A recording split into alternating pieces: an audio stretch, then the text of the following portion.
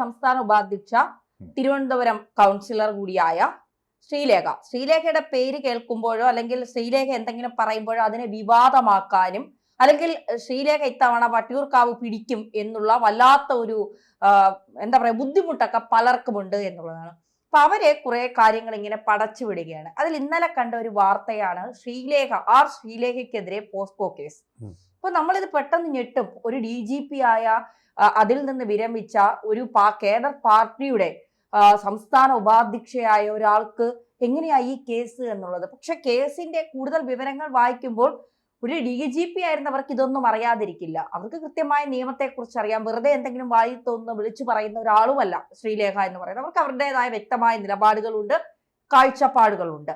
ഇപ്പൊ മേയറുമായി ബന്ധപ്പെട്ട വിവാദങ്ങൾ വന്നപ്പോഴും കൃത്യമായി അതിൽ പറയാനുള്ള കാര്യങ്ങൾ പറഞ്ഞവസാനിപ്പിച്ച ഒരാൾ കൂടിയാണ് ശ്രീലേഖ. ആ ശ്രീലേഖയ്ക്കെതിരെയാണ് ഇപ്പോൾ ഇത്തരത്തിൽ പോസ്കോ കേസ് വന്നിരിക്കുന്നത് എന്നുള്ളതാണ്. ഇതിനെങ്ങനെ കാണാൻ സാർ? പോക്സോ കേസിലെ വകുപ്പുകളിൽ ഒന്നിന്റെ ലംഘനം നടത്തി എന്നുള്ളതാണ് കാര്യം. ഇത് ഇവരുടെ യൂട്യൂബിൽ തന്നെ വന്ന വാർത്തയല്ലേ? വാർത്തയല്ലേ? സ്വന്തമായിട്ട് അവരൊരു യൂട്യൂബ് നടത്തുന്നുണ്ട്. അതിൻ്റെ എഡിറ്റിങ്ങും എല്ലാം അവർ സ്വന്തമായിട്ട് തന്നെ പഠിച്ച് നിർവഹിക്കുകയാണ്. അതിന് നല്ല റേറ്റിംഗും ഉണ്ട്, വ്യൂവർഷിപ്പും ഉണ്ട്.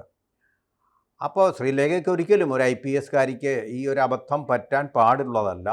അതിജീവിതകളുടെ അല്ലെങ്കിൽ പീഡിതകളുടെ പേരുകൾ പറയാൻ പാടില്ല എന്നുള്ളത് നമ്മുടെ രാജ്യത്തെ എല്ലാവർക്കും അറിയാവുന്ന, സാധാരണക്കാരന് പോലും അറിയാവുന്ന, ചെറിയ പത്രങ്ങളിൽ പോലും ഉള്ള പത്രപ്രവർത്തകർക്കും അറിയാവുന്ന ഒരു കേസാണ്. അത് എല്ലാ പത്രങ്ങളും അത് പാലിക്കാറുമുണ്ട്, നിർബന്ധമായിട്ടും പാലിക്കാറുമുണ്ട്. എന്നിരിക്കെ യൂട്യൂബിൽ ആ പേര് കൊടുക്കുന്നത് അതൊരു മാധ്യമമാണല്ലോ, ഒട്ടും ഉചിതമല്ല, അതൊരു തെറ്റ് തന്നെയാണ്. അതിന് മാപ്പ് പറയുക അല്ലെങ്കിൽ എന്നുള്ളത് തന്നെ, തെറ്റ് പറ്റിയാൽ മാപ്പ് പറയുക എന്നുള്ളതാണ്. അടി തെറ്റിയാൽ ആനയും വീഴും. എത്ര വലിയ DGP ആയാലും ശരി, അവർ തെറ്റ് ചെയ്ത് കഴിഞ്ഞാൽ ഇന്ത്യൻ ഭരണഘടനയുടെ നീതിന്യായ വ്യവസ്ഥയെ അല്ലെങ്കിൽ നീതിന്യായ സംഹിതയെ, ഭാരതീയ ന്യായ സംഹിതയെ ലംഘിച്ചു കഴിഞ്ഞാൽ അതിന് ശിക്ഷയുണ്ട്. ആ ശിക്ഷയിൽ നിന്ന് രക്ഷപ്പെടാൻ കഴിയുന്നില്ല, ശിക്ഷിക്കട്ടെ, അത് കുഴപ്പമില്ല. പക്ഷേ ഇപ്പോൾ അത് വലിയ സംഭവമായിട്ട് വർഷങ്ങൾക്ക് മുമ്പെങ്ങാനും വന്ന ആയിരിക്കും സംഭവം. അത് ചികഞ്ഞെടുത്ത് കൊണ്ടുവരാൻ, അല്ലെ കോഴി ഈ മുറ്റത്തുള്ള പച്ചക്കറി കൃഷിയുടെ ചുവട്ടിൽ വന്ന് തോണ്ടുന്നത് പോലെ തോണ്ടി എടുത്ത് ചിരണ്ടിയെടുത്ത് വരാനുള്ള കാരണം കൂടി നമ്മൾ മനസ്സിലാക്കണം. വല്ലാത്ത പരാജയഭീതി CPM-നെയും കോൺഗ്രസിനെയും ഒരുപോലെ ബാധിച്ചിരിക്കുന്നു എന്നുള്ളതാണ്.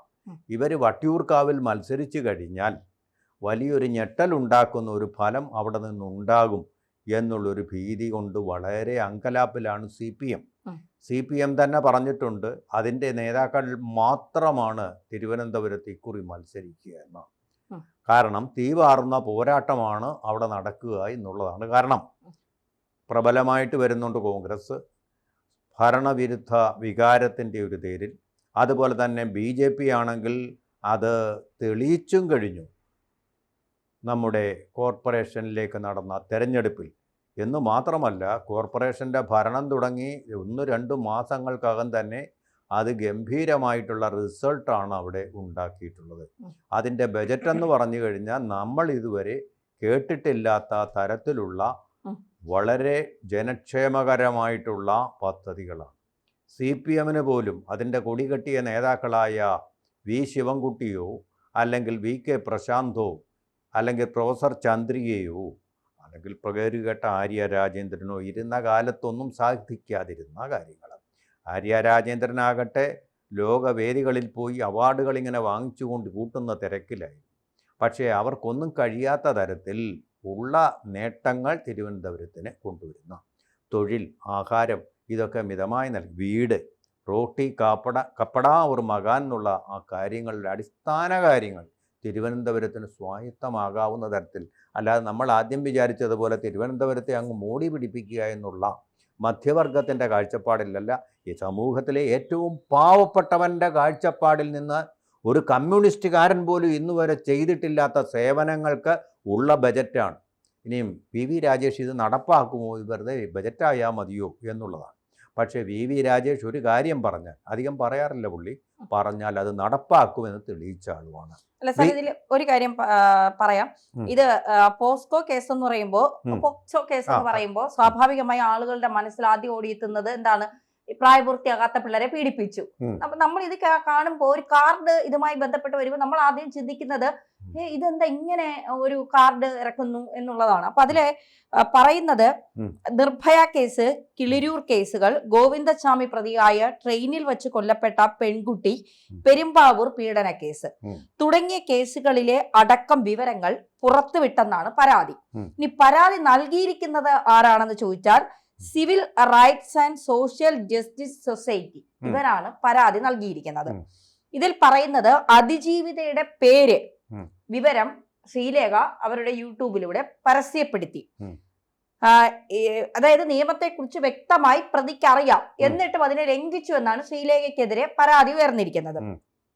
പോലീസിൽ പരാതി നൽകി. കഴിഞ്ഞ വർഷം ഒക്ടോബറിൽ പോലീസിൽ പരാതി നൽകിയിട്ട് പോലീസ് ആ പരാതിയെ കൃത്യമായി ഫോളോ അപ്പ് ചെയ്യാത്തത് കൊണ്ട് വീണ്ടും തെളിവുകൾ അടക്കം നൽകിക്കൊണ്ട് വീണ്ടും പരാതി നൽകി. അതിലും പോലീസ് വീഴ്ച വരുത്തിയത് കൊണ്ടാണ് കോടതിയെ സമീപിച്ചിരിക്കുന്നതെന്നാണ് പറയുന്നത്. അതായത് തിരഞ്ഞെടുപ്പ് അടുക്കുന്നതിന് മുൻപ് ഒരു കേസ് ചാർത്തി കൊടുത്ത് ശ്രീലേഖയെ പൂട്ടുക, ഇത് വട്ടിയൂർക്കാവിന്റെ ഒരു രാഷ്ട്രീയ പശ്ചാത്തലം വെച്ചിട്ട് എന്താണ് അവിടെ ആർക്കാണ് BJPയോട് ഇത്രത്തോളം വിരോധം എന്നുള്ളത് കൃത്യമായി നമുക്ക് മനസ്സിലാവും. കാരണം BJPയുടെ വിരോധം എന്നതിനപ്പുറം BJPയെ ഭയക്കുന്നത് ആരാണ് എന്നത് നമുക്ക് കൃത്യമായി അറിയാവുന്ന കാര്യമാണ്. കാരണം വട്ടിയൂർക്കാവിനെ സംബന്ധിച്ചിടത്തോളം VK പ്രശാന്തും ഇപ്പൊ K മുരളീധരനും ശ്രീലേഖയുടെ പേരുമാണ് നമ്മളവിടെ കേൾക്കുന്നത്.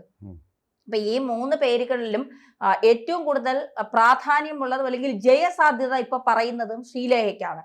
തീർച്ചയായിട്ടും MLA ആകുമോ എന്നുള്ള ഭയം മറ്റ് 2 പാർട്ടികളെയും വല്ലാതെ അസ്വസ്ഥരാക്കുന്നുണ്ട്. അപ്പോ ഇപ്പൊ മുഖ്യമന്ത്രിക്ക്, DGPക്ക് ഒക്കെ പരാതി നൽകിയിട്ടുണ്ടെന്നാണ് പറയുന്നത്. ഈ പരാതി നേരിട്ട് അന്വേഷിക്കണം എന്ന് പറഞ്ഞുകൊണ്ട് മുഖ്യമന്ത്രി രംഗത്തെത്തുന്നു. അതായത് VK പ്രശാന്തിന് അവിടെ ഇടിവ് സംഭവിക്കുമോ, CPMന്റെ ഉറച്ച കോട്ട ഇല്ലാതാകുമോ എന്നൊക്കെയുള്ള ഒരു വല്ലാത്ത ഭയം. ഇപ്പൊ വട്ടിയൂർക്കാവ് BJPക്ക് കുറച്ചുകൂടെ സ്വാധീനമുള്ള പേരുകളുള്ള അല്ലെങ്കിൽ എന്താ പറയുക കുറച്ചുകൂടി BJPയെ സംബന്ധിച്ചിടത്തോളം അവിടെ ജയസാധ്യതയുള്ള ഒരു നിയോജക മണ്ഡലം കൂടിയാണ് വട്ടിയൂർക്കാവ് എന്ന് പറയുന്നത്. അപ്പൊ അവിടെ BJP ഇപ്പൊ തിരുവനന്തപുരം കോർപ്പറേഷൻ പിടിച്ചതുപോലെ വട്ടിയൂർക്കാവ് നിയമമൊക്കെ BJP പിടിക്കുമോ എന്നുള്ള ഒരു ഭയം വല്ലാതെ പലരെയും അലട്ടുന്നുണ്ട്. അതാണ് ഇപ്പോ ഇതുവരെ ഇല്ലാത്ത ഒരു കേസ്. പല രീതിയിൽ ഇപ്പൊ പ്രധാനമന്ത്രിയെ കാണാൻ ഡൽഹിയിൽ പോയില്ല എന്ന് പറഞ്ഞുകൊണ്ട് വിവാദം ഉണ്ടാക്കാൻ ശ്രമിച്ചു.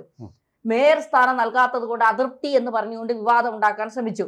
VK പ്രശാന്തിന്റെ റൂം അല്ലെങ്കിൽ ഓഫീസ് ഒഴിയണം എന്ന് പറഞ്ഞുകൊണ്ട് ധാർഷ്ട്യവും അഹങ്കാരവും കാണിച്ചുകൊണ്ട് ഒരു MLAയുടെ അടുത്തേക്ക് ഓടിക്കയറി എന്നൊക്കെ പറഞ്ഞുകൊണ്ട് വിവാദം ഉണ്ടാക്കാൻ ശ്രമിച്ചു. ഇവിടെയൊക്കെ വിവാദം ഉണ്ടാക്കാൻ ശ്രമിച്ചവർക്ക് അടിപതറി എന്നുള്ളതാണ് യാഥാർത്ഥ്യം.